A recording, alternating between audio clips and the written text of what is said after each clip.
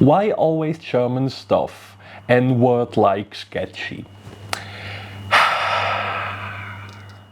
For those who are new here, I'm exploring forgotten history, mainly World War I, in places you've certainly never heard of.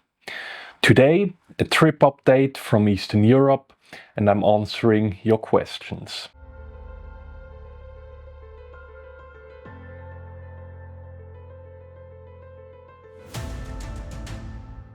Well, Eastern Europe always is quite an experience. We started off in Italy looking for World War I trenches and forts.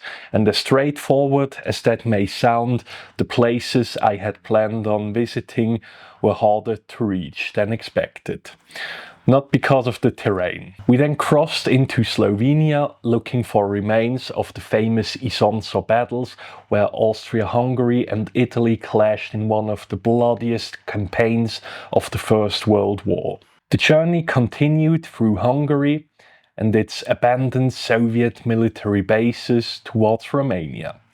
In Transylvania, we explored the fortified churches of the Transylvanian Saxons, a cultural heritage that is slowly crumbling and rotting away. And deep in the Romanian mountains, we went looking for a World War I battlefield where a then obscure Erwin Rommel stormed Romanian positions in 1917. We had originally planned to cross into Ukraine, but we were denied entry at the border. Driving my brother's car was already a problem. Apparently camera equipment and maps didn't help either. So we rerouted through Slovakia, where we visited the Valley of Death, a place where both world wars left their mark and where an astounding number of T-34 tanks now stand as memorials to Soviet sacrifices. Through Poland and Przemysl Fortress Ring, we finally made our way back home. These locations will each get their own full video, starting with the British World War I trenches in the Italian Alps, to be released next Saturday. You've been sending a lot of questions over the past weeks via YouTube, Instagram and email. I've picked the most interesting ones. Let's get into it. Are you a historian? No. When I was 16, I did an apprenticeship to become a forester and later studied forestry, specializing in forest ecosystems and silviculture. Therefore, I'm a forest engineer, at least according to my bachelor's certificate. Why no metal detecting, or you should bring a metal detector? That's one of the questions I get the most. Here's why. First, and this is just my personal opinion, the things in the ground once belonged to men who endured horrific things and mostly died there. I think they should remain where they are, sometimes, sadly, together with their owners. I see it as a disturbance of sacred ground, quite frankly. Second, in many countries, France, Italy, Slovenia and others, metal detecting and digging on battlefields is strictly forbidden. In France, where I explore World War I sites quite frequently, you can be fined up to 10,000 euros for removing anything from a battlefield. A button, a bayonet, a piece of barbed wire, doesn't matter. I've been stopped by foresters and police a few times when returning from a hike. Of course, I never had anything on me, but still, don't. I mean it.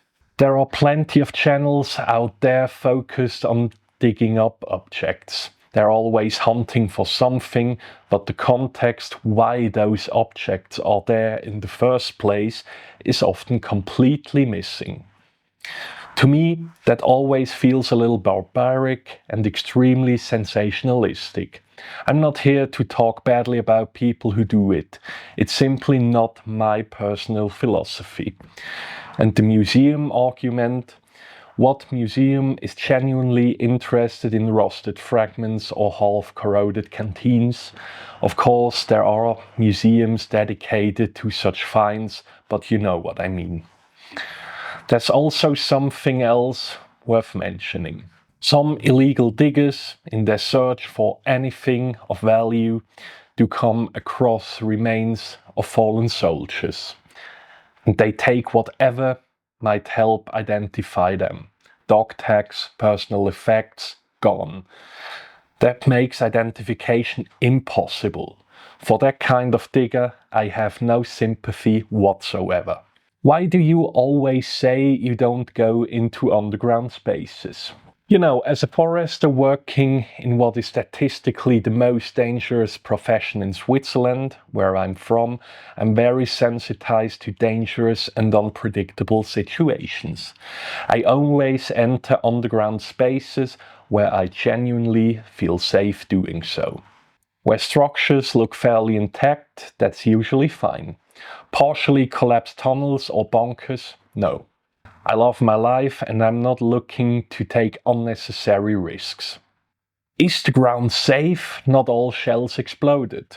Honestly, for many of the places I visit, no. Or at least I can't say for certain.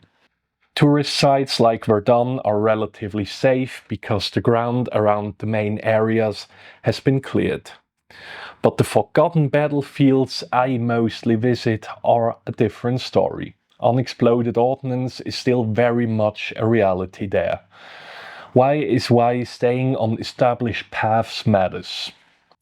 I was also trained in UXO disposal during my military service, though, I'll be honest, in that context it doesn't count for much. What's your equipment? The GoPro Hero 13 with 5 batteries, the Potensic Atom 4K drone and the Canon EOS R10 right now. For editing I use DaVinci Resolve 20. What inspired you? Just World War I? Do you plan further trips? Growing up in northwestern Switzerland, I was surrounded by World War I, World War II and Cold War bunkers and castle ruins. And Alsace, with its World War I battlefield, was just around the corner. I think that environment combined with an early interest in military history is what started all of this. Whenever I travel, which is fairly often, across Europe and beyond, I'm always looking for bunkers, forts, fortifications, anything that tells the history of a specific place. At some point, the idea of starting a channel came naturally.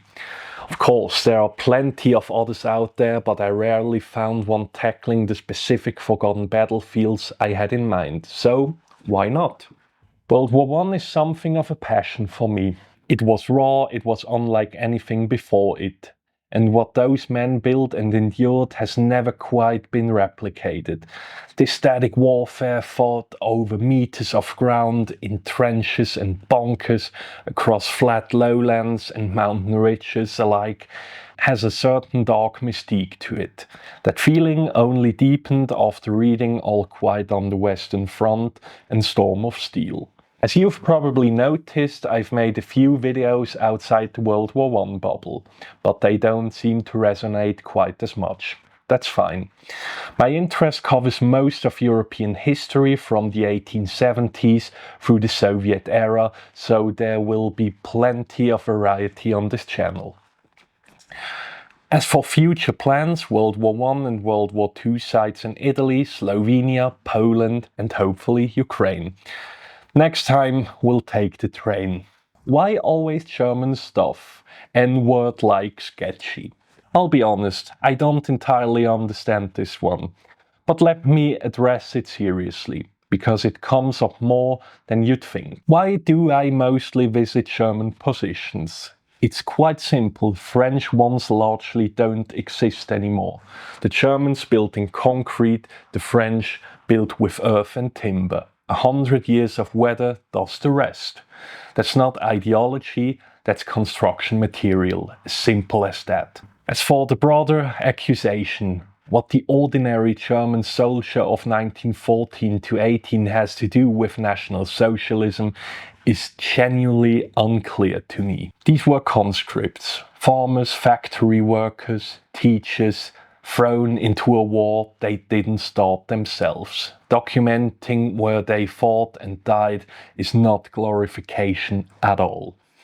One detail worth knowing, Over 100,000 Jewish soldiers served in the German army in World War I. Around 18,000 received the Iron Cross. History is rarely the simple story people want it to be.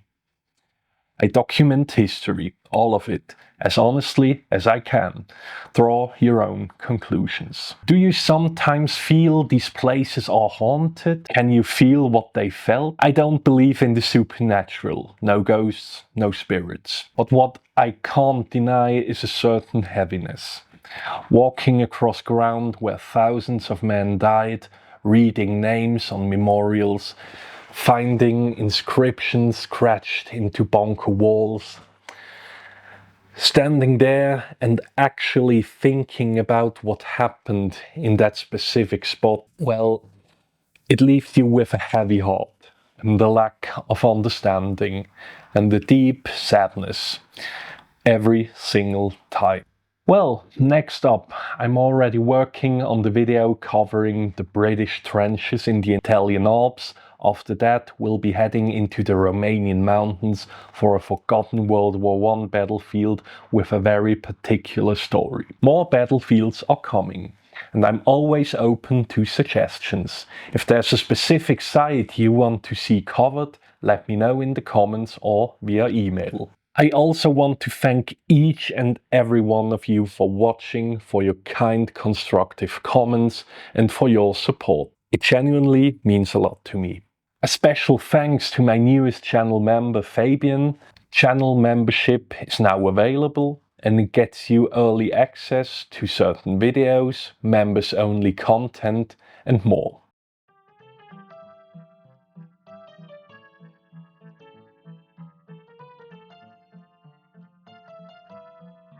Have a wonderful week and I'll see you at the next site. Bye.